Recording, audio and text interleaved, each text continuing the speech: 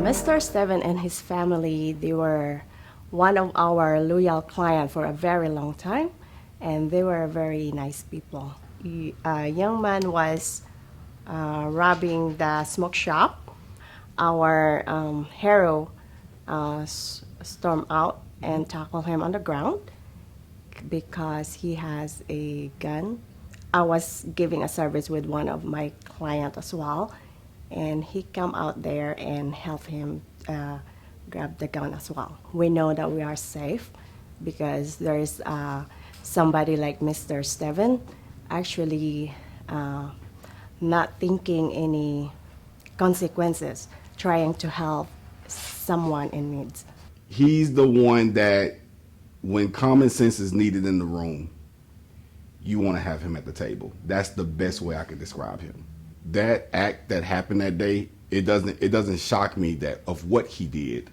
The shock was that it actually happened in that, like I said, in that magnitude, given the vulnerability of children being there. But what he did, it doesn't shock me that he did that, because I see how he is toward his soldiers. So it's just a given reflection of how he would react in a community, given the circumstances and the spring into action. We hear a scream. We hear a scream, and I turn and I look out the door, and I see a young lady pulling on him, and I hear screaming, and I see him push her and strike her, and from there, shot out the door, knowing something was wrong, something wasn't right. And as I started wrestling with him, as I slammed him to the ground, I noticed that he had his hand underneath him and he was holding it tight. And as I was trying to pull it out, I realized my hand was on the barrel of a gun.